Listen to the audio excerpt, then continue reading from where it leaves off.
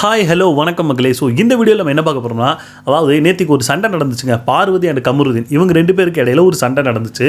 So அதில் தெரியாமல் ஒரு வார்த்தை விட்டுருப்பார் கானா வினோத். அதை வச்சுக்கிட்டு ரொம்ப கீழ்த்தரமாக நிறைய பேர் பேசிக்கிட்டு இருக்கானுங்க. என்ன நடந்துச்சு ஏது அப்படின்றத வந்து இந்த வீடியோவில் பார்க்க போகிறோம். ஸோ வீடியோ பார்க்க முன்னாடி நம்ம சேனல் ஃபஸ்ட் டைம் பார்க்குறீங்க அப்படின்னா ஒரு லைக் ஒரு சப்ஸ்கிரைப் பண்ணி விட்டிங்கன்னா நிறைய பேருக்கு நம்ம வீடியோ சஜஷன் ஆகும். வாங்க வீடியோக்குள்ளே போகலாம். ஸோ நேற்று நடந்த ஃபஸ்ட்லேருந்தே நம்ம வந்துடுவோம். நேற்று பார்த்திங்க அப்படின்னா பார்வதி அண்ட் கமருதீன் இவங்க ரெண்டு பேருக்குள்ளே ஒரு சண்டை நடந்திருக்கும். என்ன அப்படின்னு பார்த்தீங்கன்னா, பார்வதி வந்து அந்த பால் மேட்டரில் தான் பாலோட சண்டை தான் வந்திருக்கும். அப்படி சண்டை வந்ததுக்கு முக்கியமான காரணம் யாருன்னு பார்த்தீங்கன்னா பார்வதி தான். பார்வதி சரி கமருதீன் தானே அப்படின்னு சொல்லி செல்லமாக ஒரு மாதிரி தட்டி விட்டாங்க. அதுக்கும் பார்த்திங்க அப்படின்னா கமருதீன் தேவையில்லாமல் பார்வதி கிட்ட வந்து அந்த பார்வதி கிட்ட பாக்ஸில் இருக்கிற பாலை இவன் எதுக்கு வந்து எண்ணணும், பிக் பாஸ் சொன்னால் இவங்களே என்ன போகிறாங்க. இதில் வேலை மெனக்கெட்டு கமருதீன் அங்கேருந்து வந்து பார்வதி கிட்ட இருக்கிற பால்ஸை வந்து பாக்ஸில் இருக்கிற பாலை வந்து எண்ணணுமா. இது எதுக்கு தேவையில்லாத வேலை. ஏற்கனவே இவங்க ரெண்டு பேருக்குள்ள ஒரு மாதிரி வாக்கிய தகவல் போயிட்டு தான் இருக்குது. இதில் இவன் வந்து பண்ணவும் லைட்டாக எப்படி ரொம்பலாம் இழுத்தெல்லாம் அடிக்கவே இல்லைங்க. பார்த்தா நல்லாவே தெரியுது. பார்வதி லைட்டாக ஒரு தட்டு தட்டுறாங்க. உடனே உனக்கு வலிச்சிருச்சான். எப்படி உடனே உனக்கு வலிச்சிருச்சான். எனக்கு ஒரு விஷயம் புரியவே இல்லை. இப்போ கொஞ்ச நேரத்துக்கு முன்னாடி தான் பார்வதியை கீழே போட்டு புரட்டி எடுத்துக்கிட்டு இருந்தான். என்ன அந்த பாலை வந்து அந்த கோல்டன் பாலை இவன் பாக்கெட்டுக்குள்ளே வச்சுக்கிட்டான். பாக்கெட்டுக்குள்ளே வச்சு பார்வதி வந்து வாங்க வர்றாங்கன்னொன்னே இந்த பக்கத்துலேருந்து இடிக்கிறான், அங்கிட்டு வந்து தூக்கி இப்போ வீசுகிறான். அங்கிட்ட பார்வதி பார்த்தீங்கன்னா ஏர்லேயே தான் பறந்துக்கிட்டு இருக்கு. இங்கிட்டு அங்கிட்டுன்ட்டு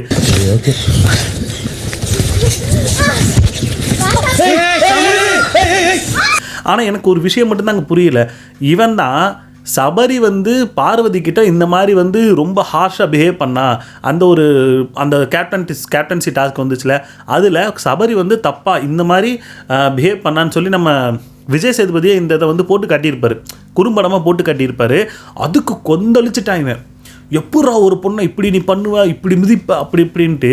ஆனால் இப்போ மட்டும் சார் என்ன பண்ணிக்கிட்டு இருந்தாரா மைனர்வால். இப்போ இவருமே தானே பார்வதியை போட்டு புரட்டி தூக்கி போட்டு எரிஞ்சுக்கிட்டு இருந்தான். அப்போல்லாம் இவன் கண்ணுக்கு தெரில. அப்போல்லாம் பார்வதி அமைதியாக தான் இருந்தாங்க. ஆனால் பார்வதி லைட்டாக தொட்டானா இவனுக்கு வலிச்சிருச்சான். எப்படி பிக் பாஸ் என்னையை பார்த்திங்க இந்த மாதிரி ஹராஸ்மெண்ட் பண்ணுறா, என்னை வந்து அடிக்கிறா, அப்படி இப்படின்னு சொல்லி கத்துன்னு கத்திக்கிட்டு இருக்காங்க. இதில் என்ன நடந்துச்சு அப்படின்னா, இவன் ஒரு பக்கம் கத்துன்னு கத்திக்கிட்டு இருக்கான். அந்த பக்கம் பார்த்தீங்க அப்படின்னா பார்வதி ஒரு பக்கம் கத்துன்னு கத்திக்கிட்டு இருக்கு. நீ இப்போ அது நம்ம நிறைய விஷயம் நடந்துச்சு. ஆனால் நம்ம அதை வந்து நார்மலாக சுருக்கிப்போம். ஏன்னா இவங்களுக்கு இன்றைக்கி அடிச்சுப்பாங்க, நாளைக்கு பிடிச்சிப்பாங்க. நமக்கு அது வந்து இது பண்ண முடியாது. ஸோ இவங்க ரெண்டு பேருக்குள்ள ஒரு சண்டை நடக்குது. அதில் பார்த்திங்க அப்படின்னா சம்மந்தமே இல்லாமல் பாக்ஸை தான் ஒரு டைமில் வந்து பார்த்திங்கன்னா பாக்ஸை தட்டி விட்டு அங்கேருந்து பாலை எடுத்து விட்றான். இன்னொரு பக்கம் பார்த்திங்க அப்படின்னா பாக்ஸை எத்தி விட்டு அது மறுபடியும் போகுது. பாக்ஸை நினச்சிருக்கும், ஏன்டா உங்கள் சண்டையில் ஏன்டா என்னையே போட்டு உருட்டிக்கிட்டு இருக்கீங்கன்ற மாதிரி அதுவே நினச்சிருக்கும். ஸோ இது ஜோக்ஸ் அப்பார்ட். அந்த பக்கம் பார்த்தீங்க அப்படின்னா நிறைய பேர் டென்ஷன் ஆகிட்டாங்க. ஒரு பக்கம் சபரி அரோராலாம் இவன் உதச்சதை பார்த்துட்டு பயந்துக்கிட்டு இந்த பக்கம் ஐயோ அம்மா அரோரா என்ன நினச்சிட்டாங்கன்னா பார்வதி அடிச்சு விட்டான் போல இருக்குது அப்படின்ற மாதிரி அரோரா ஒரு பக்கம் நின்று அங்கிட்டு போய் அந்த அரோரா ஒரு பக்கம் போய் அழுதுகிட்டு இருக்காங்க. ஸோ இந்த மாதிரி இவன் டென்ஷன் ஆகிட்டு இருக்கும்.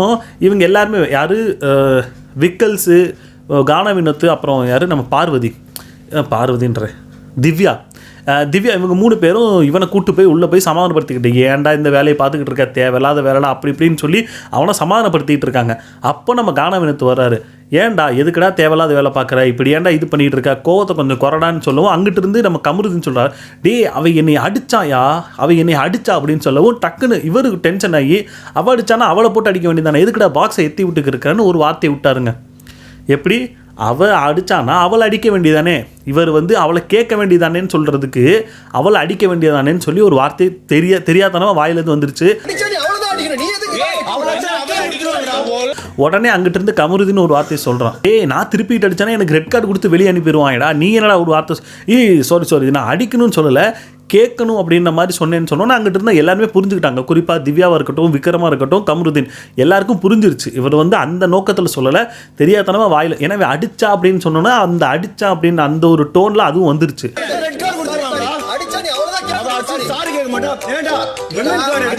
ஸோ இப்படி ஒரு வார்த்தை வந்துடுச்சா, இதை வச்சுக்கிட்டு பேசுகிறாங்க வெளியே. என்ன அப்படின்னா மனசில் இருக்கிறது தானே வெளியே வரும் அப்படின்ற மாதிரி ஒருத்தன் பேசிக்கிட்டு இருக்கான். நேற்று தான் பார்த்தேன் ஒரு வீடியோ யூடியூப்பில் ஒரு சேனலில் பார்த்தேன்.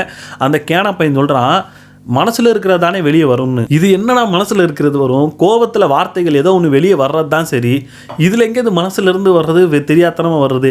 அவர் என்ன அடின்னு சொல்லி கையில் ஏதாவது கொடுத்து போய் அடின்னு சொல்லி அவரை போய் இது பண்ணிக்கிட்டு இருந்தாரா, தெரியாதனமாக வார்த்தை வந்தது. இதில் இன்னொரு வார்த்தை சொல்கிறாங்க, அதுதாங்க செம டென்ஷனு. என்ன அப்படின்னா, கானா வினோத்தோட வைஃபு வெளியே ஏதோ ஒரு போஸ்ட் போட்டாங்களாம், அதை இந்த நாய் பார்த்துச்சான். இந்த நேற்று பேசிக்கிட்டு இருந்த அந்த வீடியோவில் பார்த்தேன். அந்த நாய் பார்த்து அந்த அம்மா தப்பாக பேசிக்கிட்டு இருக்காங்க. நீங்களாம் யார், உங்களை பற்றிலாம் என்ன தெரியும்னு. இவன் என்னத்தை கண்டான்னு தெரில, எனக்கு ஒரு விஷயம் புரியவே இல்லை. அவங்க ஹஸ்பண்டுக்காக ஏதோ ஒரு போஸ்ட் போட்டிருக்காங்க. அதில் அவங்க ஹஸ்பண்டை பற்றி ஏதோ நல்லா எழுதி போட்டிருக்காங்க போல இருக்குது. கீழே இருந்தது திவ்யா பற்றி ஏதோ சொல்லியிருக்காங்க போல இருக்குது. அவன் வந்து திவ்யாவோட பிஆர் போல இருக்குது. அதுக்கு அந்த போஸ்ட்டை பார்த்து இவன் பேசிக்கிட்டு இருக்கான். நீங்கள் எப்படி அந்த போஸ்ட்டை போடுறீங்க, நீங்களாம் படிக்கலையா, அப்படி இப்படின்னு பேசிக்கிட்டு இருக்கான். அதில் நீங்களாம் யார் என்னன்றது எங்களுக்கு தெரியும் அப்படின்ற மாதிரி ஒரு மாதிரி டோனில் சொல்கிறான். இதெல்லாம் என்னடா டோனு, இதெல்லாம் என்னடா நீ மனசில் நினச்சி வச்சுட்டு பேசிக்கிட்டு இருக்க. அவங்க என்ன ஏதுன்னு அவங்களுக்காக ஏதோ போஸ்ட் போட்டாங்க, அது வேறு விஷயம். ஆனால் இவனுங்க பண்ணுறதெல்லாம் பார்க்கும்போது சத்தியமாக சொல்கிறேன், ஒரு பக்கம் சிரிக்கிறதா இல்லை கோவப்படுறதான்னு தெரில. ஆனால் இந்த மேட்ரை பற்றி இந்த விஷயத்தை பற்றி நம்ம கானா வினோத் ஒரு இடத்துல வந்து கமருதீன்ட்ட பேசிக்கிட்டு இருப்பார். டேய், உனக்கு கோவம் வருதா, வேற எப்பயாவது போய் பேசு. எப்படி வேறு, நான் வந்து உன்னை வந்து கோவப்படுத்தினில, நானும் அதை இது பண்ணி பார்ப்பேன், கோவப்படுத்துவேன், ஏதோ ஒன்று அந்த பண்ணு. பிக் பாஸ் வந்து இது ஒரு டிடிஎஃப், அதாவது டிக்கெட் டு ஃபைனலுக்கான டாஸ்க்கு கொடுத்து இவ்வளோ செட்டப் பண்ணி வச்சு எல்லாம் செஞ்சு கொடுத்து நம்மளை அதை விளாட சொன்னால் நீ அதை போய் கெடுத்துக்கிட்டு இருக்க பார்த்தியா, அதுதான் தப்புன்ற மாதிரி கானா வினோத் இந்த இடத்துல கமருதீனை நல்ல அட்வைஸும் பண்ணியிருப்பாரு, திட்டியும் இருப்பார். நான் உன்னை மன்னிப்பு கேட்காத விட மாட்டேன், இன்னைக்கு ஃபுல்லாக நாளைக்குள்ள நீ அப்படி கேட்டுக்கோ. பாஸ் நடத்தி பப்ளிக் அவ்வளோ வெளியே அவ்வளோ டீம் வந்து ஒர்க் பண்ணிட்டு இருக்காங்க. ஆனால் இவனுங்க தான் சொல்கிறானுங்க மனசில் இருக்கத்தான் வெளியே வரும்ன்ற மாதிரி சொல்கிறானுங்க. அது எப்படின்னு என்னன்னு தான் புரியலை. இங்கே நின்று இங்கே கவுண்டிங் நிற்கிறாங்க, அந்த இடத்துல நீ பண்ணலாமா? உங்கள் 2% தனியாக வச்சுங்கடா. இன்னொரு விஷயம் நடந்துச்சுங்க. பார்வதி இவ்வளோ விஷயம் வந்து பார்வதிக்காக இவர் பேசிக்கிட்டு இருக்காரு. யார், கானா வினோத் இவ்வளோ விஷயம் பார்வதிக்காக உள்ளே பேசிக்கிட்டு இருக்காரு.